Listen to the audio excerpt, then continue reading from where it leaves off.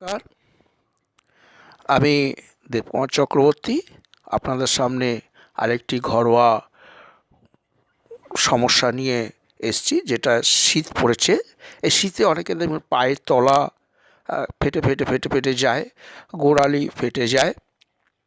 এই পায়ের তলা ফেটে যাওয়া এবং গোড়ালি ফেটে যাওয়া, আপনারা নরম জুতোটা সবসময় ব্যবহার করবেন, শক্ত সোলের জুতোটা ব্যবহার করবেন না। এর থেকে আমি একটা উপায় আপনাদের বলে দিচ্ছি, যেটা হচ্ছে গ্রাফাইটিস 200। এই গ্রাফাইটিস 200টা আপনি সকালবেলা 2 ফোঁটা খালি পেটে খাবেন, সন্ধ্যাবেলা খালি পেটে 2 ফোঁটা খাবেন। এর সাথে সাথে গ্রাফাইটিস জেল যেটা আছে, গ্রাফাইটিস জেলটা প্রত্যেকদিন রাত্রিবেলা পাটা ভালো করে একটু নুন জলে ধুয়ে নেবেন, ধুয়ে নিয়ে গ্রাফাইটিস জেলটা লাগাবেন, লাগিয়ে আপনি শুতে যাবেন। দেখবেন আপনার পা ফোড়াটা খুব কম দিনের মধ্যেই সেরে গেছে। নমস্কার।